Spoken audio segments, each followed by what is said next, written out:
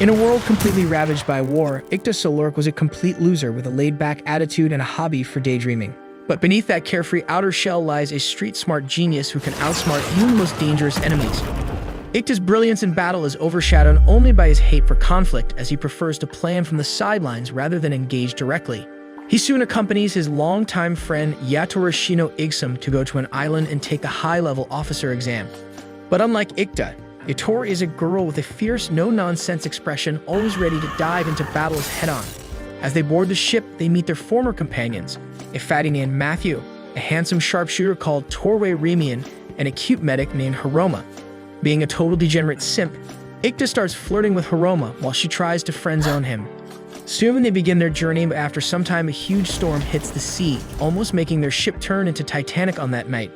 They run towards the deck and lower their lifeboats, but before they can rescue themselves, a stupid girl falls into the sea while Ikta wastes no time jumping into the dangerous waters to rescue her.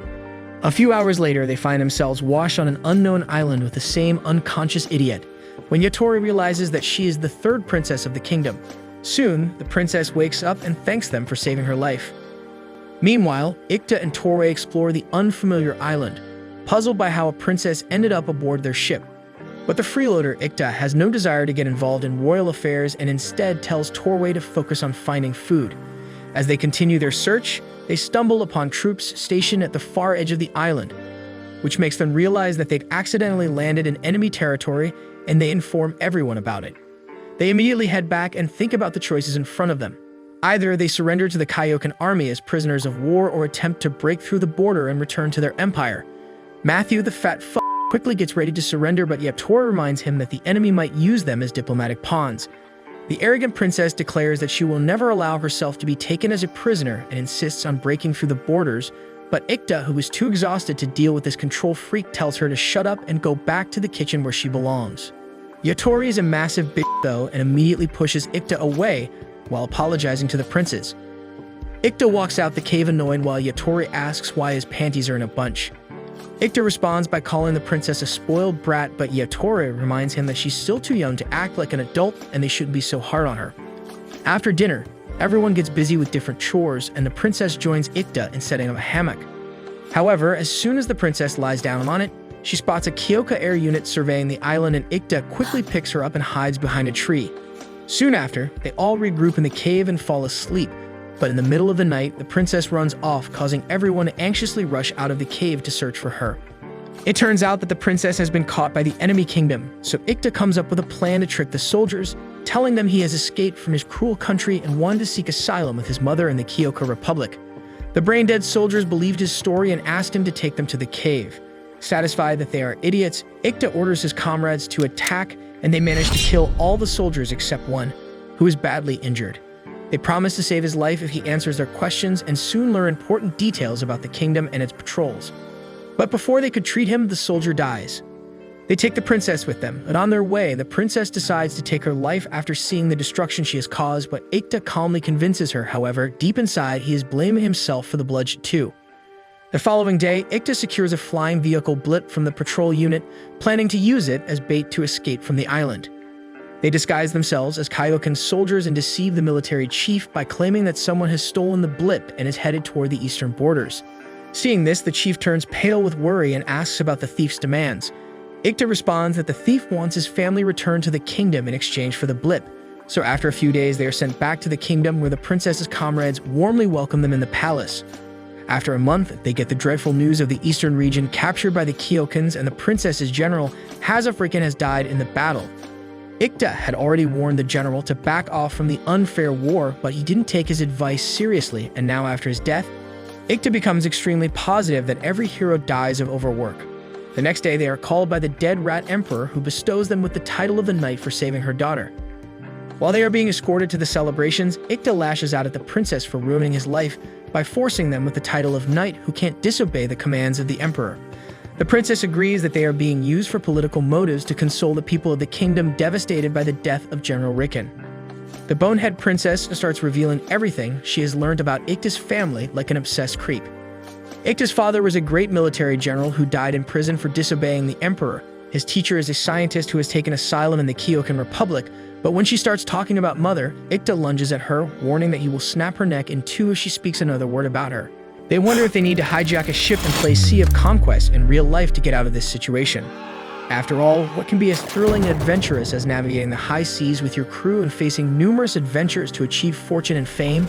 If you also can't think of anything that tops up the joy of being a master of the seas, set sail on an epic journey to become the king of pirates with Sea of Conquest. Build your impressive ship, hire talented crewmates, and get ready to face off against sea monsters and rival pirates in the Devil's Sea to claim the ultimate treasure. Immerse yourself in the bewitching graphics and intriguing storyline that are made even more enjoyable by the various fun game modes and a whole lot of stuff to explore. So pour yourself some rum and start singing sea shanties because it is time to live out the pirate life every guy dreams of. Download Sea of Conquest now using the link in the description or the QR code on the screen to start your exciting seafaring journey today. But wait, that's not all. Sea of Conquest universe just got bigger with a new comic filled with cursed friendships, fearsome monsters, and a cruel and crazy witch.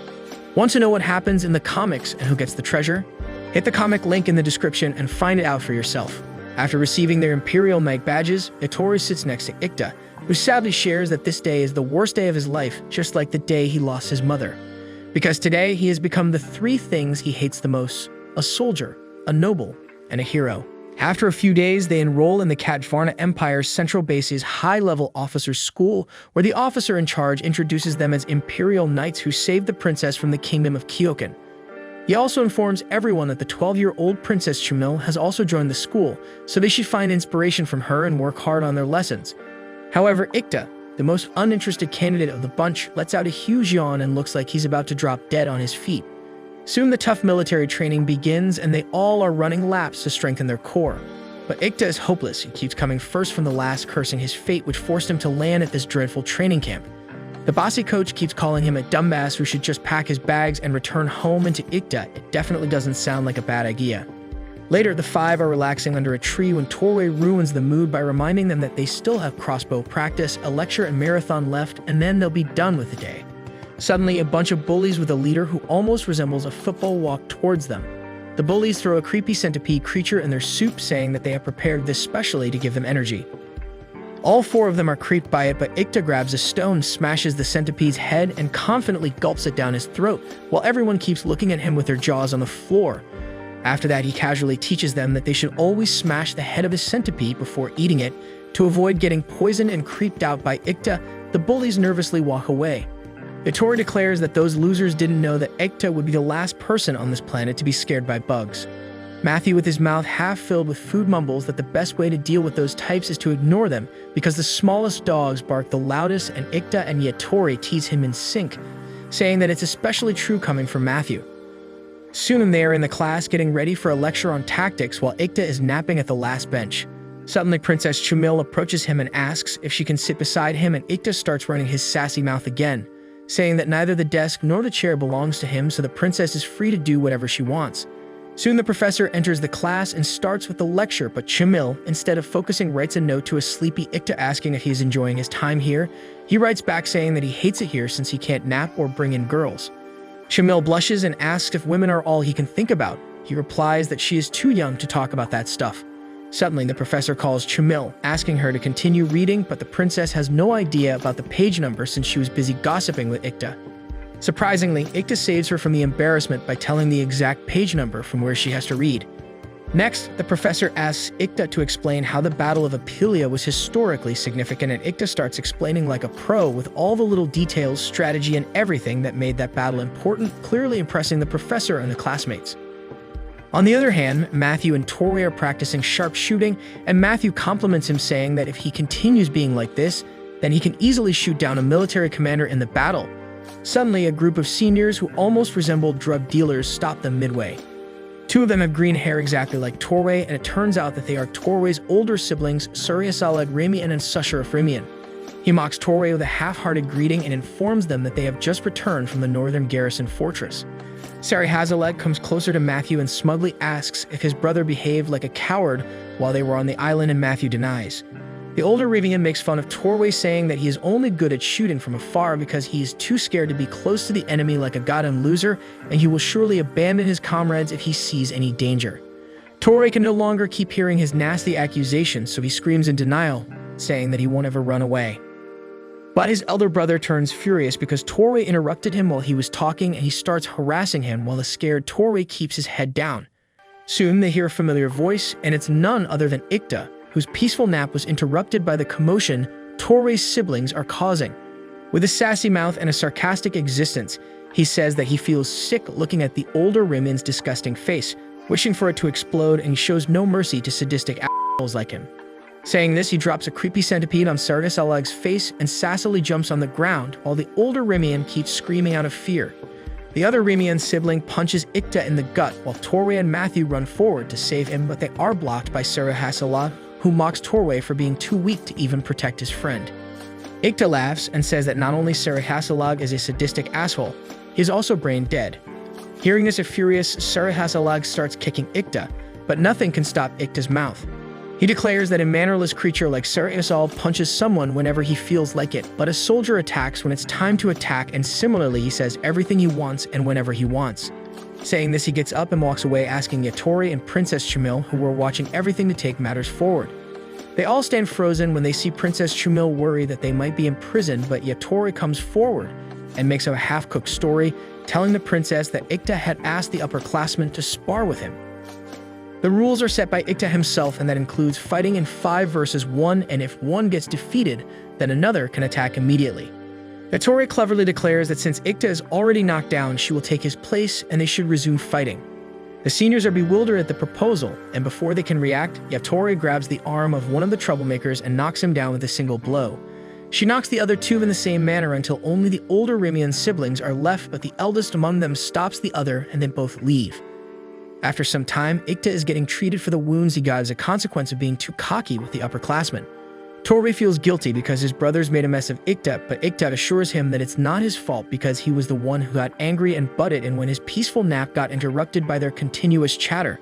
Soon he asks Torway if he knows what war of attrition is, and Torway hesitantly replies that it's a war that is fought to avoid the main battle and buy some time for another chance.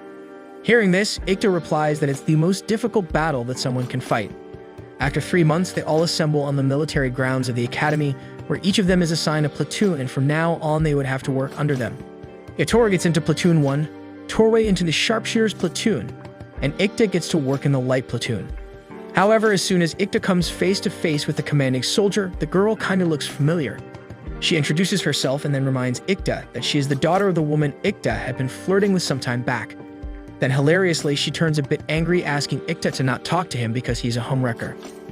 After some time, Ikta and his friends gather in the Academy Cafe, where Ikta tells them about this hilarious encounter, and Yatori declares that the woman Ikta had been sleeping around with actually had a daughter who is now Ikta's platoon leader, and out of anger, she wouldn't let Ikta lead or even participate in platoon's daily activities. Yatori solemnly declares that Ikta should solve this problem himself because he is a careless jerk and none of them are going to lend help to him. The next day, Matthew anxiously comes running to them, saying that the mock battle is going to begin soon, and the academy has already put out the details for the same. The problem is, on one side, it's Ikta and Torway, while on rival teams they have put Yatori, Bully, Sarahasalag, and Sushur, and that clearly means that the graduated officers like Sarahasalag are coming to bully them again. Torway is upset that because of him, his crazy brothers are hell-bent on making life tough for Ikta and his friends, but Ikta asks him to stop being a wimp because his brothers just want to target him to get revenge. While everyone is going to fight, the medics would have to treat the wounded in both teams. Ikta confidently declares that it's just a mini exercise to train them, and they are already one step ahead of others because they have dealt with real-life dangers at the island incident. Moreover, he is all set to turn this danger into an opportunity for himself. Ikta meets Surya, the girl who won't let him take command in the platoon because she still holds a grudge against him.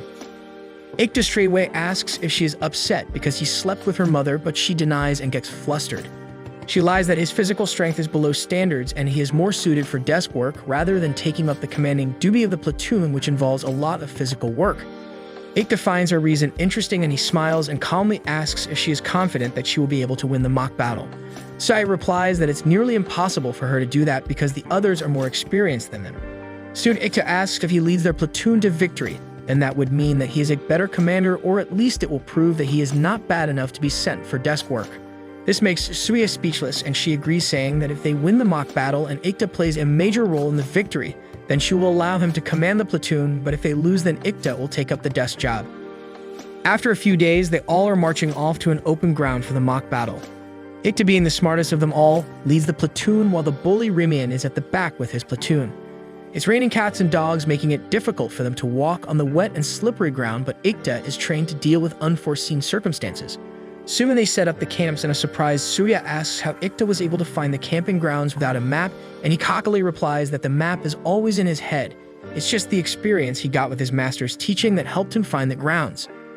It is the second day of the exercise, and just like the academy orders, they divide themselves into teams of 2, with one side headed by Ikta and Torway and the other by Yatori, bully Rimian. Yatori informs them Ikta and his platoon are to the south of Karira River, and they would have to march there to begin the mock battle. On the other hand, Ikta knows that according to the plans, Yatori must have informed the bully Rimian about their platoon, and that Idiot is definitely panicking around, asking his soldiers to head down south. Soon the bully Rimian and his platoon reach close to the river, and they see Ikta's platoon taking their positions on the other end of the gushing river waters. The dumbhead Rimian orders his troops to march down the river and eliminate Ikta's team, but the other Rimian sibling cautiously asks if they should check the river water first to avoid any potential dangers of drowning. The bully Rimian arrogantly replies that he already knows the depth of the river, and since it's raining, the water levels would just have risen up to their waists. He uses his binoculars to spy that Ikta and his troops are hiding in the forests to strike them from behind.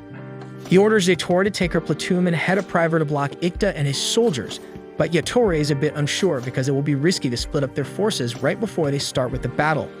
The bully Rimian says that there is already a river between them, and as long as they don't make the first move over their enemy, they'll be fine.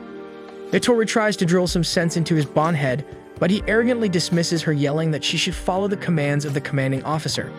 Hearing this, Yatori is sure that for Ikta, defeating a bunch of dumbs headed by an even dumber bully Rimian would be a child's play, and she just needs to go with the flow. On the other end of the river, Ikta is all set to deal with the bully Rimian's platoon. Yatori takes a bunch of soldiers and stations herself close to Ikta's platoon, just how she was ordered, and orders her men to stay here. Soon, the men start getting tired, wondering if Ikta's platoon made fool of them with an illusion, but as soon as one of them stands up to take a better look, Torway shoots in with blue paint, indicating that they have taken down a soldier. Soon, Ikta orders the troops to go for a direct attack on bully Rimian's platoon. For Ikta and his platoon, crossing the river is like eating a piece of cake, because on his orders they had already built an underwater bridge with Isu tree. The bully Rimian is bewildered by the sudden attack, unaware and unprepared that he would be trapped from all sides. However, soon Yatori comes back from the hidden place and defends her platoon, clearly indicating that she won't go soft on Ikta, and seeing this, he orders his troops to return to their hiding places to avoid getting brutally crushed by Yatori. Soon they reach the other side of the river with the captured soldiers from the rival team to rest, and Ikta asks the cute medic to take care of the wounded. When Tori asks if the rival team will still continue with the fight, Ikta reminds him that his bully brother is a sadistic hothead who will make sure even the last man on their team fights, so he might come for them again. After a while, the princess congratulates Ikta for making a smart battle strategy, and Ikta casually asks her to get lost. On the other hand, bully Rimian is fuming in anger, lashing out at Yatori because he has almost lost the battle. His next plan is to ambush Ikta's soldiers on the west road and catch them while making sure that he punches that some grin right off Ikta's face. Meanwhile, Ikta is well aware that bully Rimian must be burning for revenge at the moment, and Suya asks how they will finally win the battle. To this, Ikta replies that she should get rid of the idea of chasing the enemy, because chasing someone is tiring and being chased is mentally exhausting, but making sure that someone chases you is fun, because war is like love. Bully Rimian is desperately waiting for Ikta to attack them, but it has been more than an hour, and there is no sign of Ikta, and it seems like they have vanished off the face of the earth. Soon, one of the informants tells bully Rimian that Ikta and his platoon have ventured off to the north of the forest, and they have sealed the northern getaway. Hearing this, Yatori realizes that they are captured from all sides because Ikta has blocked the only escape gate their platoon could have used. Since all this information is too much for a bonehead like Rimian, she explains that at some point they would have to use the north gate to get to the central base, but if they have got the exit seal at the end of the mock battle, they will automatically lose because they won't be able to return home. So Ikta's platoon will automatically win by default. A panicky Rimian orders his platoon to head towards the northern borders. On the other hand, Ikta's plan is going exactly like he imagined. He can now see Remiona and his soldiers coming towards them, and seeing this, he orders his troops to pretend that they are about to shoot, but they have to charge instead without going too far, and they should work in teams of 2 because teamwork will take them to the path of success. Meanwhile, Remian orders his troops to try pushing Ikta's troops behind the borderline because if even a single of them crosses the line, then they'll break the rules and get disqualified. Soon he yells at his soldiers to charge forward, but before they can do that, someone strikes Remian with the blue pain, and soon he realizes that he is defeated by his own coward brother Torway, who shot the blue pain at him from afar like a sharpshooter. Immediately, Ikta orders his troops to charge, and after some time they manage to capture most of the soldiers of the rival team, indicating that Ikta's team has won the mock battle.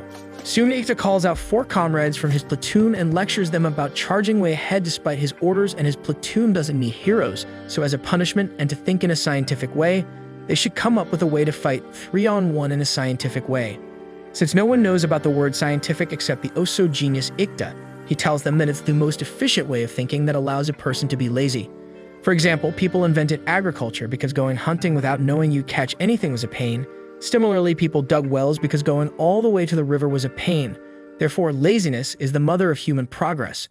Lastly, he declares that Ikta Solork's men fight easily and win easily, so they all should join him to live an easy life. Soon loud chants of Ikta's praise start echoing, and they all realize that Ikta has become famous amongst the troops too.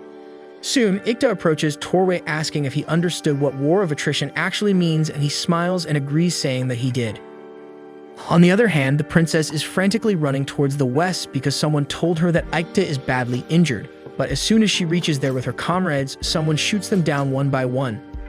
Finally, she comes face to face with Captain Isenho, who lured her with the fake news of Ikta's injury. The captain places a drug cloth on her nose and she immediately loses consciousness. Meanwhile, the troops from both the teams receive a signal informing them that the princess's life is in danger. Soon, they divide themselves into teams to look for the princess, and Yatori finds her soon enough. She threatens Captain Isen to surrender, otherwise she will cut his head off and force him to do that. Hearing them, the princess also wakes up and the captain politely lets her go. He explains the reason for committing this grave crime of kidnapping the princess, saying that they are all students of Lieutenant General Hazafrikan, the talented commander who died during the Battle of the Eastern Garrison, and now they wish to avenge his death by killing the worthless princess. Hearing this, Yatori lunges at the captain to stop him from harming the princess, but the muscular captain pins her down, brutally suffocating her, while the princess keeps begging him to let Yatori go. Soon, Torway shoots a bullet that gets past the captain's ear, giving Yatori a chance to overpower him. Soon, she is on a killing spree with her sword, stabbing and slashing the captain's comrades in quick succession. Soon, everyone is taken care of, and there's blood all around Yatori, making her throw up from the metallic smell of blood on her hands. She starts feeling dizzy, but as usual, Ikta comes to her rescue, cracking jokes that he won't be able to eat tomatoes after seeing so much blood. Then he holds Yatori's hand and takes the swords, reminding Yatori of the times when they were young and Ikta had promised to be her left hand and comrade always. Soon, she drops the swords, and tired after all the bloodshed, she gently rests her head on Ikta's shoulder. Ikta comes towards the captain, who is taking his last breaths on the verge of death, and when he learns the motive behind kidnapping the princess, he couldn't help but feel sorry for him, because General Ricken was loved by all. With much difficulty, the captain tells him that his war tactics represent the tactics of the dead General Hazafrikan and his master Bada Senkri, and hearing this, Ikta is speechless because he really was taught for some time by Master Bada. After some time, the captain succumbs to his injuries and dies, while Ikta approaches the princess, who is covered with blood, to console her, but she starts sobbing like an infant and keeps calling Ikta a jerk. Back in the academy, Yatori keeps getting threatening flashbacks of the bloodshed that happened while rescuing the princess from Captain Isen. She keeps practicing with her, but those grotesque scenes keep evading her mind, but deep within her heart she knows that she will never lose control over herself as long as she has Ikta around her. She is reminded of the time when she first met Ikta, when they were little kids training under Bada Senkri, their master. Senkri, Ikta's father, would help them learn about science, hot air balloons, and many interesting discoveries. They also learned a few things under a crazy scientist named Dr. Anarai, who was the representative of the scientists in the kingdom. He taught them about science and how it is a field of study that attempts to explain things in theology, while explaining the acts of God from another approach. Slowly, Yatori and Ikta started getting closer to each other, and Ikta tried his best to teach her to talk like a human being and not a brick, and let herself loose while she's with kids of her own age, but it was difficult of young Yatori because she had never been around kids of her own age. Ikta also took her out to play petty pranks on neighbors by making them fall in pits and go on missions to steal food from the kitchens of neighbors. Yatori too helped him learn a few war tactics and simple applications of mechanics, and Ikta felt that he has got a new friend to rely on. One day, Ikta took him to his home, where she met her kind mother, who cooked food for them. while they played chess, and later they had dinner together with Ikta's parents. They would often go fishing, and Ikta asked if she wished to be a scientist like him. But Yatori was following the path of the soldier and undertaking training to become a high-level officer. One day, she went hiking with Ikta's family, but they both were attacked by a pack of wolves. However, Yatori saved Ikta by dragging him inside a log house. They both decided to come up with a plan to rescue themselves and the people from the hungry wolves, so they spent the whole night in a log house to make weapons out of spare items. Soon after, they opened the gate of the log house and attacked the wolves with the weapons they made, but young kids like them were having a hard time dealing with the dangerous wolves who were all ready to attack them.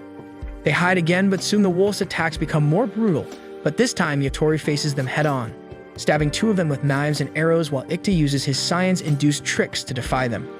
Soon, two wolves enter the log house, forcing them to take refuge in a wooden box which a smart Ikta had prepared in advance. That's when Yatori promises him that she will save him even if she dies, but Ikta yelled at her saying that he won't ever let that happen, and if they both work together, they can get through anything. So they both have to become one and solve this together. Ikta declared that he will be her left hand and she will be the right hand wherever they go. Soon, they set fire to the log hut and tried to deal with the remaining wolves. After a brutal clash, they are left with two wolves, and just before they can attack them, the baby wolf emerges from the woods and both the wolves run towards the cub, leaving them alone. The next morning, Yatori told Ikta that she can't seem to take the blood and gore out of her mind. Ikta replied that if that's the case, then she can take her time to think and reconsider if she wishes to be a soldier and live up to the legacy of Iksum. Soon time passed and they grew up, but Ikta's father was in prison while Ikta and her mother were nowhere to be found, leaving Yatori alone in the kingdom. But one day, Ikta came to Yatori saying that he has come to take her away from this place which has no future, and soon they were together and inseparable again. At present, at the academy, Matthew is playing a game of chess with medic Hiroma, who praises him for playing like a pro, and one day he might beat Ikta and Yatori too. But Matthew disagrees with her because he knows that Ikta and Yatori are on a whole different level, but nonetheless, he will keep working hard and not give up. Saying this, he leaves for the war information room to learn more about the river defense formation, and Hiroma wishes him good luck. On the other hand, Tori is practicing sharp shooting while he keeps thinking about how he was capable to shoot Captain Ison right through his ears despite being stationed at a faraway spot while they were rescuing the princess. He realizes that being distant from the target isn't always bad, like his obnoxious brothers keep demeaning him because being far might make it harder for him to hit the target, but it would be even harder for the enemy to find him. He promises to himself that he won't worry about staying far away from his target because that helps him turn his weakness into a formidable strength. Torway is grateful to Ikta because he was the one who guided him through and increased his self-confidence. Torway knows that Ikta is the only one who knows his flaws and strengths. The next morning, Ikta is lazing under the tree, reading something when Hiroma approaches him asking what he is up to. He jokingly flirts with her, saying that wherever he goes, he will always save the right side of the bed for her. Then on a serious note, he explains that Anare's box is about to open, which is his master's safe, and has all intellectual property inside it. He adds that he studied under the infamous scientist Anarai Khan, who has now sought asylum in Kyokan, and since he is one of his students who worked together on the research, they would finally be able to open that box. But in exchange for seeking asylum in Kyoka Kingdom, he had to trade his military applications with them. However, he left the box for his students. Later, Matthew informs Torway that soon they would have to depart to the northern region, and Torway agrees, saying that they would have to camp at the garrison in Somen. However, Matthew is not very enthusiastic about going there because he thinks that it's a difficult region on the base of the mountain in the sticks and is infested with Synax, a tribal group everywhere, making it really unsafe for troops and soldiers. Suddenly, Ikta lunges at them and playfully asks if they are making fun of the northern region because he won't allow anyone to think with prejudice for that region. He explains that Synax are nice people, and he learned about them when he visited the Synak village with Dar Anarai as a part of their research expeditions. There, they investigated the weather and geological strata in the high mountains, but his favorite was getting to know the incredible locals called Synak. Matthew butts in, saying that they are a group of barbarians and there's nothing fun about them, but like always, Ikta needs a cue to talk about women, so he replies that the girls there are beautiful and energetic, and they follow the matriarchal system, which looks very empowering. Soon Yatori, Hiroma, and the princess also join them, and when the princess asks what they have been up to, Yatori replies that it's better they don't ask the boys what they were doing because 9 out of 10 times is always something indecent. Soon, a flirtatious Ikta starts being a little too casual with Hiroma, but Yatori silences him with a strong kick in his gut, asking him to apologize this instant because only a disgusting man would say something like that to a woman. Soon, they all become serious again and inform them that they were talking about the trip to the northern region. The princess explains that apart from dealing with thieves and animals in the mountain region, that post is a very dull region and a 6-month deployment that is surely going to bore them to death. She asks Yatori if she wouldn't be bored there. She replies that it's a perfect destination for a no-nonsense girl like her. Moreover, she wishes to fight as many real battles as she can. Soon, they board the carriages and arrive at the Imperial Army Northern Region garrison, where they are wholeheartedly welcomed by the locals. The commander-in-chief of the Northern Region starts reminiscing about the Eastern Region, which was taken away from them by Kyokans. He says that if he could have sent a few more soldiers, the petty Kyokans would not have had a chance to trespass the region and cause so many deaths. Moreover, sending their counterattack on Kyoka depends on the loyalty and patriotism of the soldiers. Later at night, a party is organized for the knights where a frail garrison in charge introduces himself, and Matthew wonders if he is doing fine because he seems like he can drop dead any moment. Soon the party starts becoming more cheerful, while Ikta feels that he would fall asleep on his own 2 feet. But suddenly a soldier approaches him and introduces himself as First Lieutenant Sempa Sazalov from the 1st Regiment of the Northern Garrison, and he will be their instructor for a while. Sempa lightheartedly jokes that he heard about a problem child amongst the knights, and seeing Ikta standing like a loner in the far end of the room, he could automatically make out that he is the problem child. Suddenly a weirdo with a buff body emerges from the crowd and calls for Yatori, Igzum's daughter, saying that he had been waiting for this moment for a very long time. The crowd clears the way for Yatori, who dangerously confronts him, asking if he needs anything from her. The weirdo tosses 2 blades towards her and invites her to spar with him. After seeking permission from the commander-in-chief, Yatori gives 1 blade to Haroma, declaring that she needs multiple blades when she's fighting with many opponents, but right now with only 1 opponent, a single blade is enough for her. The angry weirdo lashes out at her and Yatori keeps dodging her attacks. On the other hand, the princess joins Ikta, declaring that Yatori Igzum's skills should not be mocked like this. Ikta solemnly replies that Igzum's style is meant to be mocked at because this is the traditional 2-weapon style, which is a special privilege that is given to the Igzums by the emperor as a symbol of their invincibility as long as they do not lose a sword fight. Herefore, the Igzums follow the rules very diligently, always continuing to carry 2 swords in their belts, and they are the symbol of invincibility. Soon, Yatori strikes at the weirdo's sword with full might, sending it flying across the room, finally defeating him. However, she acknowledges that his attacks were strong as steel, and she is honored to have got an opportunity to fight him. The crowd cheers for them, while Ikta tells the princess that Yatori is a soldier who can put her life at risk to keep the order of the empire and protect her because she is a royal member. The next morning, Sempa guides them to the spot where they would have to keep guard and protect it from enemies. Sempa looks like a lazy fellow who is not really interested in wars like Ikta, and he informs them that they have been looking for reinforcements because no one was willing to come to this dangerous region.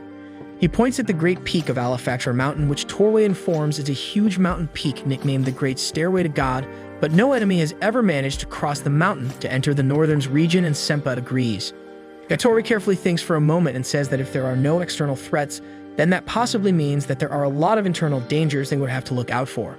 Sempa agrees with her, saying that they are here to keep a check on the Sinak tribals, who are imperial people, but they don't belong to their kingdom.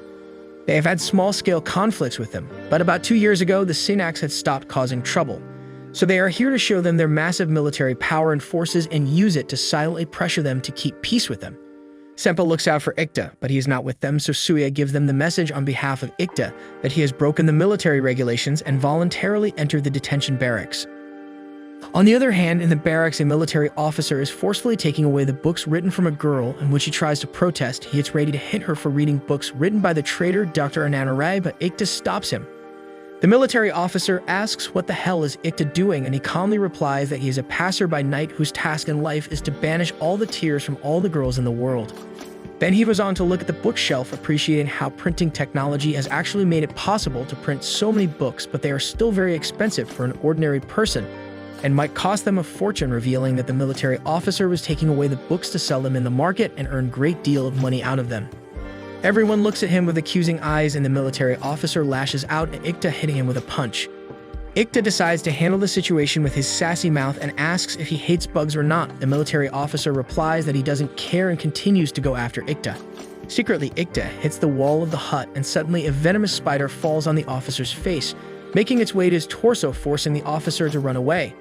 Ikta picks up the book and hands it to the girl named Kana, asking her what was her favorite part in the book. She replies that it's the analysis of the Aldera region, which says that when you analyze the Aldera region of the Empire in the light of Synac's spirit worship, then one might see many things that are strange. Before Ikta can reply, Sempa hovers over him and grabs him by his collar, dragging him away, while saying that he has never met a guy who would ditch military exercise to pick on girls. Sempa takes him to the dungeons to give him 3-day punishment, but Ikta manages to run off. But while escaping, he sees a strange sight in one of the dungeons. Back in the northern garrison, the weirdo warrant officer Dinkan is giving a tough time to Torii, forcing him to spar with him just like he did with Yatori. But Torii is reluctant because he's only good with guns and blades are not his thing. Noticing that things were escalating, the princess asked Daikon to stop being a creep by mocking her knights in front of her, and besides everything, Torii's skills lie in his gun, so forcing him to spar is unnecessary. Hearing this, the weirdo dramatically goes down on his knees to apologize to the princess, causing everyone to stare at them, further embarrassing the princess. To make things better, Yatori proposes a game of chess between Torii and Dinkan to test them in a battle of wits on a chessboard. Soon the game begins, and Torii, being a genius at chess, keeps defeating him easily, and finally, Dinkan stands up in anger and walks out of the room. Suddenly, a frail young man enters the room asking for water, and they all realize that it's Ikta, who was starved for 3 days because he did not join the military exercise. Soon, Ikta is given food and water, and slowly he comes back to his senses, gaining his usual sassy attitude. Yatori offers him some food that she saved for him, and everyone is surprised to see how heartwarming Yatori is when it comes to Ikta. The next morning, Yatori and a group of low-level soldiers are on their way to fulfill their military obligations, but this time they are accompanied by the major whom they met in the party. He's a high-level officer who doesn't usually go on missions, but he explains that it was important for him to join this mission because building a base for soldiers outside the garrison places a heavy burden on the locals, so it's important to keep them happy. Yatori agrees with him instantly because she too believes in the fact that war exists to uphold the peace, and one should not destroy peace to support a war. Soon they reach their destination in Kana. The low-level military officer finds out that Ikta too had secretly joined them by hiding in the luggage in the carriage. When Kana asks if he had been hiding all along to accompany them, he cuts her off in the middle, saying that he was just peacefully sleeping in the carriage, but she started pushing it without asking for his permission. But Kana knows that he is lying, and Ikta is already infamous for making up stories. He grabs Kana's hand and drags her to the town, declaring that they should make good use of their time while they are in the town. Soon they knock on the doors of an old lady, and Ikta starts acting like a lady killer with his charms and securing a glass of water and some sugarcane for themselves. After relaxing for a while, they start strolling in the market, and Ikta realizes that the people of this place don't have anything against the soldiers because they don't really seem to care despite having so many soldiers around them. Kanan agrees with him and informs that this town is an important military base, so Major Toke has insisted on being careful with how they interact with locals. When Ikta asked about General Safida, the head who welcomed, she replies that the general always puts the major in charge of everything. Ikta realizes that the man on top does nothing, and Major Toke might be in charge of keeping an eye on the general. Kana tells him that whenever there is something involved with the Synax, it is always General Safida who gives the orders because probably he likes being mean to those tribes. Hearing this, Ikta is reminded of the strange sight he saw in one of the dungeons, and he recalls seeing many spirit companions locked away in a dark prison where they didn't have any light, and without light, the spirits cannot move or do anything. He confronted Sempa for tearing away the spirits from the ones they are contracted with because that is against the teachings of Alderans and definitely a spirit abuse. Sempa replied that those orders came directly from General Safeda. Ikta realizes that those spirits were taken away from the Synax, and most of them are fire and wind spirits, and without these two spirits, the Syncax become almost powerless, and this is a desperate measure to break the will of the Synax.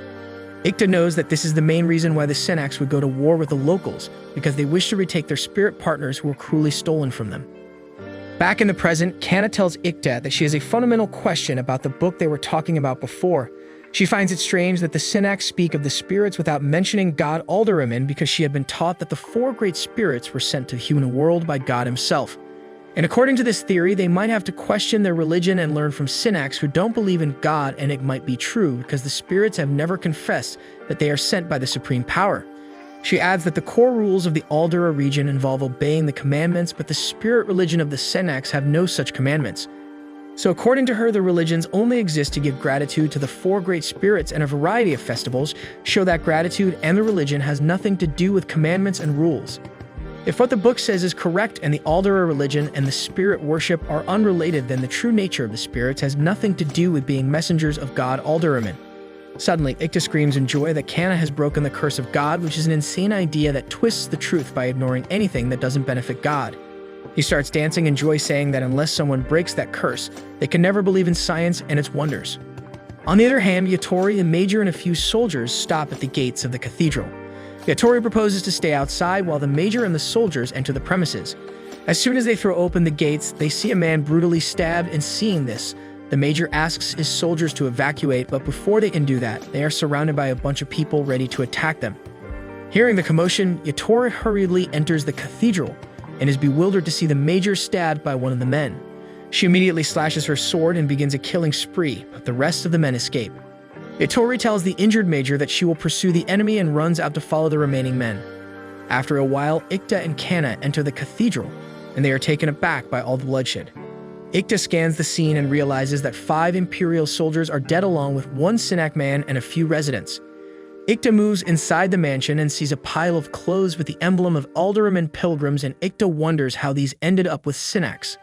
On the other hand, Yatori is chasing the Sinak people, but she halts in her steps when she sees that they are surrounded by many Sinaks. Then she sees a young lady with a traditional uniform who accuses them of stealing their hashiku, and soon Yatori realizes that she is talking about spirits. She angrily yells that the people of the kingdom asked them to follow their rules. They were forbidden from selling in the towns, and they practically pay them nothing for the millets they grow. And because of all these atrocities, they are forced into thievery. Yatori asks her to list their demands, and the commander replies that she doesn't want anything now because she has taken matters in her hand and would turn things as they were before. They'll go on to defeat the Imperial soldiers and retake their spirits from them and return the world of Sinak. The way it has to be by declaring the holy war. The lady announces her name as Nanako Daru, who is the chieftain of the Sinak, and soon she declares the holy war open. Back in the garrison, everyone gets to know about the holy war, and the knights are fuming in anger because the Sinaks killed Major Toke. Meanwhile, Ikta is talking to Yatori, asking her to let him double-check the situation before going for the war. Hearing the commotion, the weirdo Daikon slams his fists on the table in anger, asking how can knights be excited about waging a war against their own people. He declared that he is ready to go to war if it's the Kyokan army, but being a knight, he can't be a tool for murder. Everyone is surprised that a sparring enthusiast Daikon is against war, and Yatori explains that a knight should be reluctant to point his blade at a fellow Imperial citizen. Ikta is lost deep in his thoughts, and then he says that the word holy war is not in the dictionary of Sinaks, because they do not consider war as good or bad. They simply fight wars to survive. The only thing they consider holy are the 4 great spirits. Ikta then grimly tells them that someone has been giving the Sinaks ready-made excuses to wage a war. The next morning, everyone is getting ready to go to war against the Sinaks, and the princess is still against waging a war against their own people, so she asks Yatori and everyone to return safely. They soon realize that his general Safeda never told the Central Kingdom about the war, and he is just giving orders on his own whims and fancies.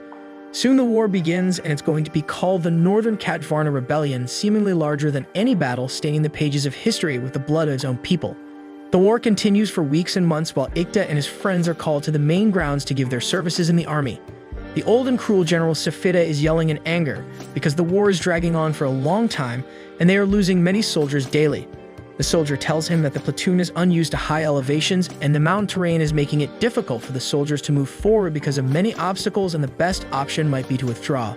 Fuming in anger, Safeda declares that they are fighting a bunch of mountain monkeys and surrendering is not an option. Later at the platoon meeting, the commander declares that the new knights will be assigned different positions, clearly indicating that they would have to fight from the front lines. Meanwhile, the lower rank officials headed by Kana arrive at an abandoned camp from where they will defend the frontiers until they die.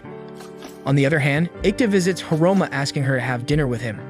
They sit down and have food, and Hiroma informs him that the field hospital is very busy these days, and on top of that, they are short on regular supplies like bandages and medicines. Ikta and his team are responsible for transportation, and he took some time off to visit Hiroma. Hiroma tells him that she wishes to make a proposal to the headquarters, and Ikta motivates her to do that because the field hospital should be in the rear or especially someplace lower. While they are busy talking, a blaring sound goes off indicating that they have been attacked by the enemy. Ikta immediately orders his, Matthew's, and Torway's platoon to take charge, while Yatori orders her platoon to mount the horses and remain on standby. Matthew asks Ikta if they should join the defending forces and fight from the fronts. Ikta replies that there is a lot of chaos there, and if they will join them, they'll be caught in the crossfires. Ikta and Torway order the platoons to take their positions and not open fire until the allies have passed, and only Ikta's light platoon is to prepare for attack, while Yatori's cavalry platoon has to stand in the rear. Soon Matthew approaches Ikta and hesitatingly asks how he can be as calm as him, so Ikta starts telling him the story of a brave general and a cowardly general, indirectly telling him that once he has come to recognize his fears, he is already calm enough to face the dangers. After some time, the Synaks launch an attack on them, while Ikta orders his platoon to shine beam lights on them, blinding the enemy while they shoot and stab them, taking advantage of the situation. Next, Matthew orders his platoon to charge with beams and guns. Finally, Ikta asks Yatori to take forward her cavalry in charge of the tribes. Yatori asks her soldiers to tear through the middle of the tribals and surround them from all ends, killing and maiming them with brutal force. After a while, Matthew reports to Ikta that the enemy has been eliminated and there had been no casualties on their end. Ikta asks if killing so many people was easy for them. Surya declines immediately. On the other hand, Kana is talking to a fellow comrade in the camp where they are stationed. She tells him that she was married but her husband died and she was kicked out by the family. However, that enhanced her interest in reading books, especially the one written by Dar and Rai. She tells him about Ikta and how they got to know each other because of the book. Suddenly, a bell goes off, and when they quickly climb to the fortress, they realize that they have been surrounded by Synaks from everywhere. The fortress that was given to them to take care of is now completely taken over. The next morning, the news of the camp being captured by the Synaks spreads like wildfire, and the commander-in-chief is running around like a crazy man. He orders Ikta and Matthew to take their platoons and recapture the camp, but Ikta tries to drill some sense into him. He asks the stupid commander to allow Torway's platoon to accompany them too, because the camp has a lot of Synaks, and attacking them with a small or equal number of soldiers would surely defeat them all. He offers to capture the camp in 1 hour if Torway is allowed to accompany them, and finally the commander reluctantly agrees. Now Ikta, Torway, and Matthew are hiding behind a huge boulder, keeping a vigil on the camp from afar. A scaredy Matthew declares that it won't be possible to take down the camp in 1 hour, but Ikta confidently replies that if everything goes well, they can capture the court in just 20 minutes. Ikta tells Torway to bring his platoon, and meanwhile he explains to Matthew that Torway will provide them with fire support from above, while Ikta and Matthew will charge forward. Matthew screams in panic, saying that the airgun only has an effective range of 40 meters, and it would be dangerous to advance with this plan. Soon the Synaks see a platoon coming towards them, and they immediately get ready to attack them, but before they can shoot with their cannons, Torway starts shooting them down from afar. Ikta explains to Matthew that Torway is able to fire the bullets from a distance because he has dug small ridges in the barrel of the gun to make the bullets spin, making it go in a straight line with an even more stable trajectory, making it 5 times more accurate than a normal gun. This is a new technology that Dar Anarai had invented, popularly called the air rifle. Soon, Torway gets rid of all the enemy sharpshooters, and Ikta asks their platoon to take charge and march forward. After some time, they are able to capture the camp from the enemy, and it was all possible because of the technology hidden in Dar Anarai's box that he gave to his students. Soon, they gather together, and everyone is in disbelief how Torway managed to shoot down 6 cannons with 4 bullets. Torway replies that these new revolutions, all thanks to science, are going to unleash a new era of technology, and the sharpshooters will now be called snipers. Soon a soldier comes running towards them, informing that the First Lieutenant Najru is absent and the camp on the front lines is requesting aid. They see injured soldiers, and Ikta immediately asks a medic to be called on the spot. He also instructs his friends to not tell anyone about this because from now on he will give the orders. They begin their journey towards the camp, and after traveling for some time, Ikta asks everyone to camp at the base of the mountain for 2 days, and when they argue, he replies that it's important to do that. Yatori supports Ikta, saying that they would have to take time to adapt to the altitude or they won't be able to go higher up. Ikta declares that they are fighting a deadly battle on top of the Great Alafatra Mountains, and they need to obey the rules of the mountains. The air is thinner up the mountains and causes all kinds of sickness, while Dr. Anarai calls it alpine sickness, and to keep the comrades safe, he can't skip the altitude adeptness step. Ikta and Yatori start walking towards the camp where Kana and her comrades were stationed, and when they reach there, they see the brutal scene of bodies strewn everywhere, and soon Ikta sees Kana's lifeless body. Tears fill up his eyes, and he sadly bids her farewell and walks back to the camps with Yatori. 2 days of camping in the foothills of the mountains passed away in a jiffy, and soon it's time to climb again. After a brutal journey, they managed to climb 3,800 meters of the Alafatra mountain. Little did they know that they'll find General Sempa, who is stationed there, as the head again. Seeing them, Sempa realizes that things have gone a lot downhill, and that is why Ikta and his friends are sent to help him out. Medica Haroma asks Sempa about the current situation of the war, and he replies that they are nearing the end of the war while 3 forces are heading to fight the Synak, via a separate mountain route. When these troops will get rid of the enemy, they will meet again on the other side of the mountain. Seeing the map, Ikta declares that it will lead to forcing the enemy to a single battle, and he is pretty sure that it's the obnoxious General Sephida's plan, but it's too late to make any changes. Sempa announces that he will combine all 5 of them to make a single platoon, and he appoints Ikta as the commander of the platoon, asking him to lead them. When Ikta asks about the job they have to undertake, the captain casually says that they will have to light the bonfires first. With bonfires, he literally meant burning the homes of Synax. For Ikta, it is a difficult job to execute, but he is forced to do that. However, he reassures the villagers that they would be transported to the western village. Later, while taking the villagers with them, Ikta complains to his friends that he made a mistake in identifying the true nature of General Sempa. Ikta knows that the general has ulterior motives, and that is why he is transporting the poor villagers to the west in order to cut off the enemy's supply source and later use them for negotiations. But no matter what, it's a lot better than General Sephida's haphazard strategy. Ikta knows that the route they're following are separated by over 100 kilometers, and it clearly means that they are going to see a lot of deserters, and to make matters worse, not only they are paying the price for these mistakes, but the Synax too are facing the consequences. Everyone in other villages are being slaughtered. Soon they reach the refugee camp, and Ikta starts assigning the families different locations, but suddenly a young boy runs towards him, angrily demanding their village back. Ikta tries to reassure him, saying that once the war is over, he will make sure that all the soldiers disappear from their land. But the boy keeps on nagging him, and Ikta flicks his nose, causing it to bleed at instant. But soon, the brave weirdo Dankun punches Ikta for causing that. Soon he kneels in front of the boy, apologizing on behalf of Ikta, and later walks up to the collapsed Ikta. But surprisingly, Ikta thanks him for making him understand and helping the villagers. While walking, Suya asks Ikta why he didn't hit Daikun back. He replies that Daikun is doing the right thing by helping the distraught villagers.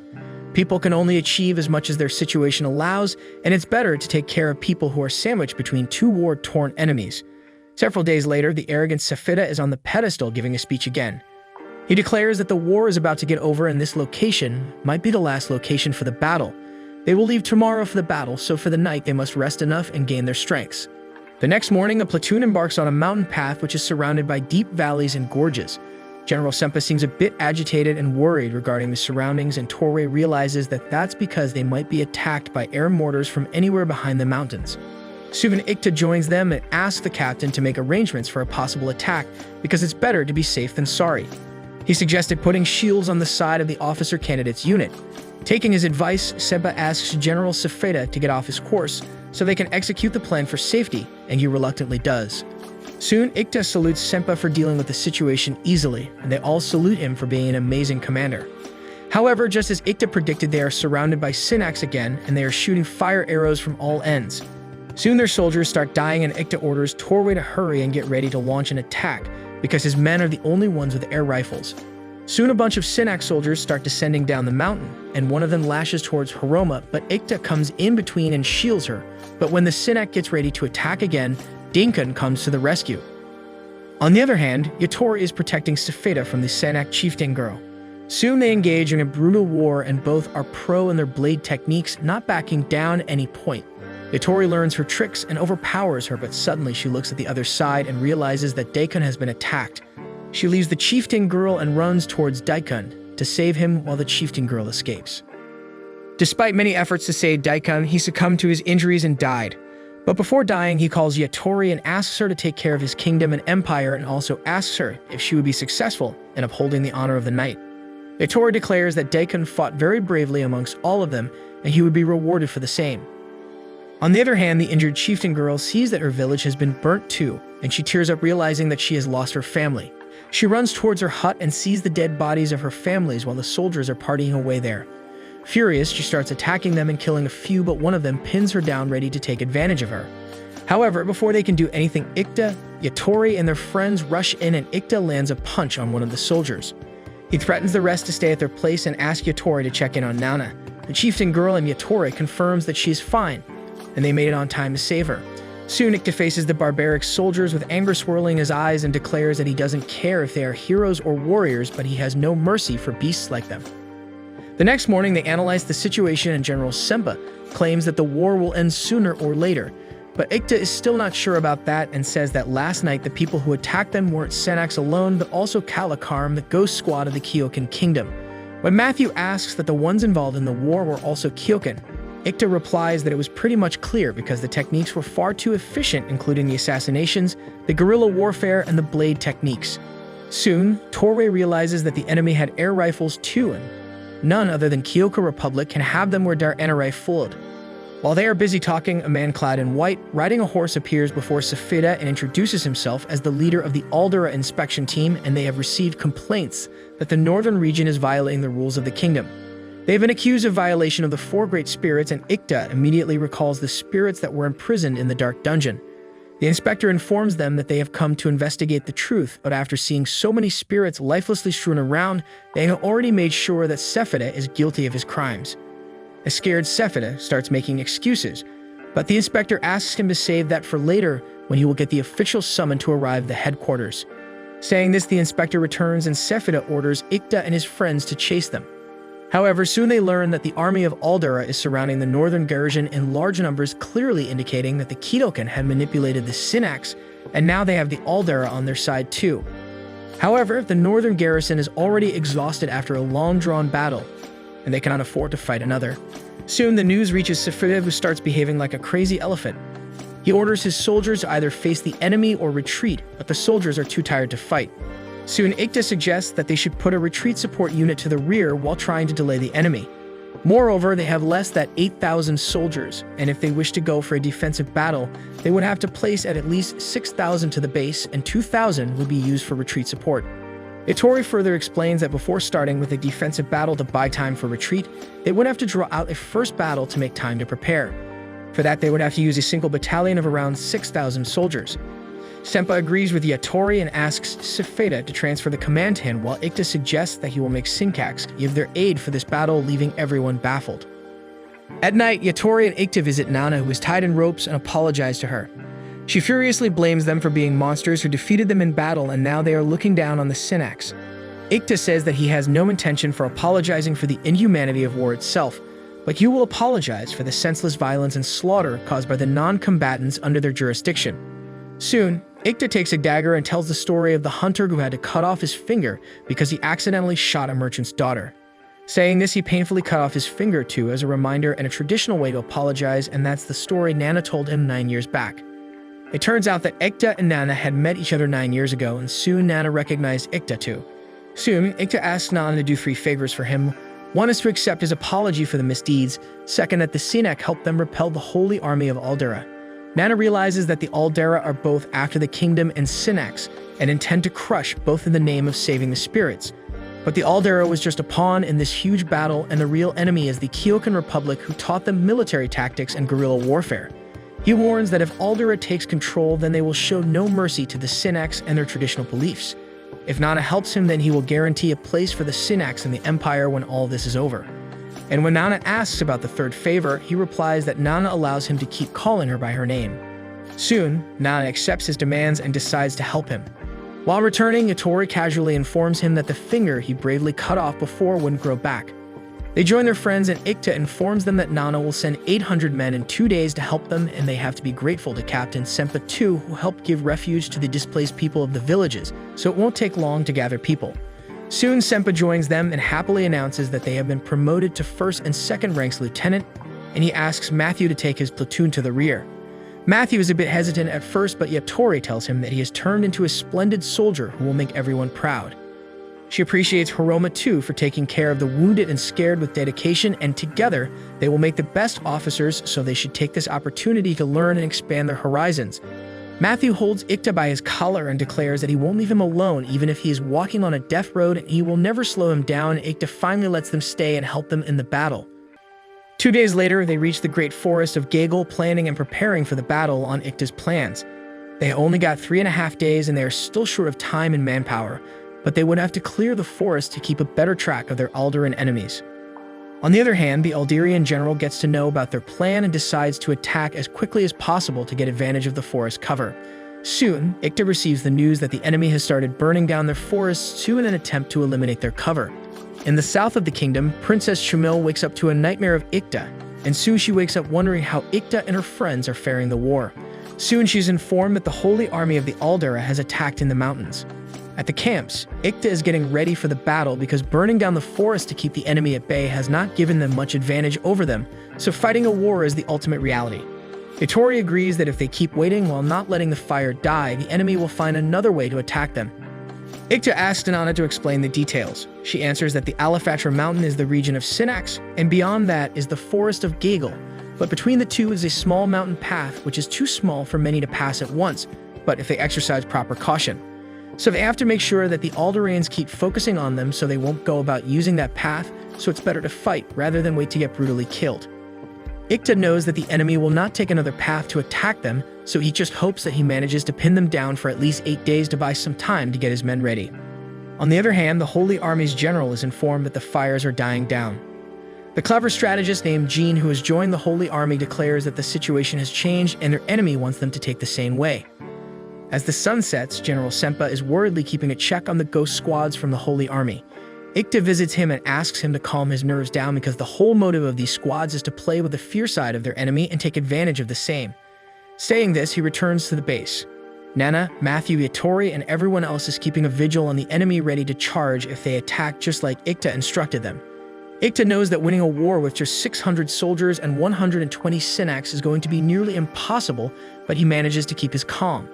Soon Sempa announces that they can't let the enemy attack first, so he orders the light beams to be shot on them and later asks his platoon to shoot. The Holy Army is taken aback by the sudden attack and many of them get killed. But the enemy has outnumbered them and they have a lot of soldiers compared to Ikta's platoon. Ikta notices that the enemy is clever enough to place cannons on close range, and Yatori frantically asks the captain to let them fight up close to the enemy because they probably will send the second wave to attack them. Soon Yatori and Nana start fighting the enemy, but Nana is attacked by the airguns unit, but Ikta asks Torway to keep defending them both with their airguns. On the other hand, seeing the air rifle ambush, he realizes that Ikta and his platoon have an air rifle unit that clearly means that Der Anarai, who taught the Kyokans to make air rifles, had his students here too. Soon a captain informs Jean that they have attacked the enemy, and they are busy attending to their wounded, so they will not be able to come closer to the cannons. Soon Ikta sees that the Holy Army has sent another group of soldiers and it's going to be an immediate danger for them because Ikta's wounded soldiers are still there. Soon Ikta recalls Yatori's promise to be his right hand, and he immediately announces that they will no longer fight behind the scenes but face the enemy head-on. He goes to protect the Sinax soldiers while Yatori keeps defending him from potential attacks. Ikta takes his platoon to the right flank while Yatori takes hers to the left, and soon they create a human chain. They hurriedly collect their wounded soldiers and retreat. They set fire to the barricade, keeping the enemy behind those gates and preventing them from getting to them. On the other hand, the Holy Army general is frustrated because they couldn't get to attack as much as they planned. Their strategist Jean reassures him that they haven't been able to attack, but that doesn't mean that they have lost, they just need another chance to win. Meanwhile, Haroma is taking care of the wounded, but 2 of them die while being treated. This fills Surya with rage, and she runs off to Ikta and Nana, accusing him for causing so many casualties. They have lost 11 soldiers, and he blames their deaths on Ikta for ordering the platoon to protect the Sinax because of the stupid woman Nana. Surya reminds him of the dead Sergeant Sasindi who respected him and wanted to be like him. Corporal Ninika was the first person under her command, but they lost their lives because of bloody Sinax. Yatori comes in and asks Surya to not blame Ikta for anything because it was because of her that he decided to save the Sinax. Ikta knew that Yatori will save the Sinax no matter what, so he just went out of his way to give her cover. Thus, the decision to aid the Sinax was hers, and she will take responsibility for the same. She tells Surya to treat the Sinax as their allies because in the military they need to take orders by keeping their personal feelings aside, and every soldier must know how to obey orders. When Surya asks if she will kill Ikta if asked, she replies that an Igsam always follows orders. Hearing this, Surya cries in frustration and runs away. Ikta asks Yatori if she will kill him if ordered. She replies that she will first do everything to kill herself, and she will rip apart her soul, grind it to powder, and throw it to flames so she won't ever come back to life. After everything is done, the one remaining Igsam will kill him. Ikta replies that until the moment 2 blades sever his neck, he will keep thinking about how he lost her. Later it is found that the Aldera army is still strong with 10,000 soldiers, and the war becomes even more heated. Princess Chamil angrily enters the room where Safeda and his men were chilling and rudely asks how come they managed to escape while Ikta and her soldiers are still caught in a brutal battle. She orders him to show up the military tribunal once the war is over so he can be investigated. On the other hand, Ikta declares that now they will wait for the enemy to attack first, and until then wait and watch from the sidelines. Meanwhile, Nana comes to Suya and apologizes for being the reason 2 extraordinary soldiers died and asks her to cut her hands as an apology, but Suya declines, saying that she doesn't wish to harm anyone, especially Synax, who belong to her own kingdom. Soon Ikta is informed that the enemy is on the move and another unit has split off for the bypass on the right. This time they are on cavalry, which means they can move a lot faster than infantry. Ikta asks Senpa to send a force to intercept them and volunteers to go ahead with Torway, but Senpa says that he will go himself because he knows that the battle is beyond his ability, and if he is left here, he might not have the capability of taking good decisions from the base. Senpa asks Ikta and Yatori to take charge. Ikta agrees to his plan but proposes to let Torway accompany Senpa. Soon Matthew and Hiroma notice a Kyokan blip. On the blip is Jean, the strategist of the Kyokan army, keeping a vigil on Ikta's platoon. It's against. Yatori exclaims in disgust, saying that she didn't expect the Kyokans to stoop so low and send a blip. Ikta goes to his platoon and asks them to not spend their energy worrying about the stupid air vehicle and stop staring at the sky all the time because they need to keep looking at the future and aim for victory. They observe that the fires have extinguished and the enemy will come through the burnt-out parts to attack. From now on, Ikta asks them to maintain an adaptive, mobile defense to repel their enemy. To achieve this, they need to work with science, and just as usual, he starts giving them a lecture on the importance of being lazy for the next 7 days of the war and only working when it's needed. After 7 days, when the war will end, they will return to the south for their own retreat. Soon Matthew's platoon starts acting on Ikta's commands while keeping the strategy in mind, occasionally getting face-to-face with the enemy. On the other hand, Ikta is keeping track of the happenings and asks Matthew's platoon to take rest for 4 hours while Yatori will take over for him. On the other hand, Tori takes charge of shooting the Kalakar men just when they were about to attack them. Thanks to Ikta's advice, he already knew that the Kalakar men would attack from the rear of the castle. Meanwhile, Ikta gets the news of Torway's bravery and asks his men to use light signals to inform them that they did well. Soon, Yatori reports that she's finished setting up fire in the forest with her soldiers, and later they sit together to have some snacks like old times. Yatori asks if Tori was able to take down the commander of the Kalakarms who killed Daikon. Ikta replies that Tori's report has mentioned that they managed to kill them all, but there still might be a chance that some of them survived. Later, Ikta promises Yatori that he will always be by her side whenever she needs him, and she should take some time to relax and let go of all the worries. The next day, Ikta gets the news that the enemy might be in the eastern regions where the blip was found, and there's a possibility that 6 wagons are fast approaching that area. Pulling something big. He asks the soldiers to find what it is immediately. However, soon the cannons reach the camps, killing and wounding many, and Ikta lets everyone know that these are explosive cannons, a new weapon that Kyokan military has that uses compressed sun energy to shoot a cannon shell.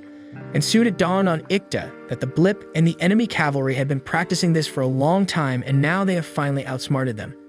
The Imperial Army's desperate attempts to build a barricade was broken down by the clever Jean, also called the Unsleeping Shining Officer, who is now marching close to the Imperial Army. Ikta starts blaming himself that it was his failure as a commander to fully understand the situation, but he can't give up and keep making excuses. He asked Matthew to take charge of the location and continue the mobile defense mission, and once they defend this place for 2 more days, they can safely retreat. He asked Hiroma to leave her second in command charge and rally the troops. Nana butts in, saying that she will accompany Ikta to protect him. Soon, Ikta leaves the camp, playfully asking Yatori to have fun with him in the battle, and she gladly agrees. While on their way, Yatori keeps giving them crucial information, but none of it is enough for Ikta to make a foolproof plan to defeat the enemy. But after some brainstorming, he comes up with a brilliant idea. On the other hand, Jean is fast approaching them with his men on horses, and they stop at a distance to analyze the surroundings. Jean smells oil in the air, but nonetheless he orders his soldiers to move slowly towards the enemy while steering clear of potential dangers. His soldiers did as they were told, but not in their wildest dreams they had expected that Ikta would be hiding with his soldiers beneath the ground. Taking advantage of the situation, Ikta launches a brutal attack on Jean's soldiers, taking them by surprise and killing many. Jean is furious because he never expected this to happen and was already basking in the glory of success. He soon notices a white and red flag indicating that the Imperial Army is willing to negotiate. Jean realizes that it definitely means that the Imperial Army is not surrendering by any chance. Ikta had planned this ahead of time. He knew that Jean is a greedy man who wants to put the whole battlefield under his control, and people like him hate it when the battlefield falls into complete chaos. Soon Jean orders everyone on his side to stop fighting. Yatori goes on to meet Jean and tells him to wait while their commander comes in to start the negotiation. Jean is surprised to find that the real person behind this amazing strategy is not Yatori but Ikta. Jean arrogantly asks him to surrender, warning that they would never win the battle, but Ikta refuses to take this into consideration. Jean puts pressure on him by saying that he will lead to more pointless deaths if Ikta keeps on being stubborn, because in a battle of numbers they will defeat them anyways. Ikta declares that he is willing to start the battle again, but this time they have their conditions. They will retreat towards the forest and plan their retreats in 2 days, but Jean argues that he can't back off because he is here to bring victory to the name of the Holy Army of Aldera. He threatens Ikta that if the battle begins again, they all will most probably die because they are less in numbers. Ikta calmly replies that Jean has taken everything wrong and points his beam at Jean's heart and declares that he just needs to give a signal to the great sharpshooter Torway Ramian, who's got an air rifle to shoot Jean down, and Jean shouldn't think of escaping because that will signal Torway to shoot him. Jean argues that they are violating military rules which say that no one can be attacked during negotiations. Ikta replies that it's only when two parties are willingly ready to negotiate, while Jean is just not ready to back off. And if he will not retreat, then Ikta will lower his negotiating flag and kill him, and he is willing to lower it down immediately depending on what Jean decides. Ikta claims that Jean will do anything but let himself die, and despite meeting him for the first time, it seems like he had been playing a game of chess with him for the past 6 days. If Jean won't accept his terms, he will use force to pull him down by ordering his forces to aim and shoot him on the spot. After some time, Jean gets ready to accept their conditions, and Ikta appreciates him for taking the right decision. Soon the Imperial army starts retreating, but Jean stops Ikta and asks him why he is so hell-bent on protecting his kingdom. Ikta replies that he never wanted to protect his country, but he always wished to protect his people. He warns Jean that one day, when he won't be useful anymore, the Kyokan kingdom will toss him away, and he is only working hard for the wrong people who don't know his worth. Then he gives the unsleeping Shining Knight his old advice that all heroes die of overwork and walks away. Soon they return to the capital, where the overjoyed princess welcomes them and announces that she will reward them all for their bravery. A few days later, in the military tribunal, General Safida is pronounced guilty for causing an unnecessary war that leads to loss of life and property, so he is stripped of all his military decorations and sent to be executed. After some days, the princess calls Ikta to the castle, asking him to give his insights about the current state of the empire. Ikta replies that it's going downhill at a very fast pace because the politics is corrupt and the emperor is no less than a puppet failing to fulfill his duties as a ruler. Then the princess asks Ikta for an unusual favor, to rise to the top of the military and lose a war so that the imperial kingdom will work from the bottom to purify themselves and bring back their culture, economy, and traditions, and together they will fight until they lose. As the night sets in, Ikta goes to see Yatori like always and tells her about the princess's plans. But he says that he won't follow what the princess said because losing a war would mean that he will come into conflict with Yatori Igzim, who is the protector of the kingdom. For him, the country for never the priority, and his only priority and the only person he wishes to protect after his parents is Yatori. That's all for this video, and a gentle reminder to download Sea of Conquest from the link in description and check out the new comic if you already haven't.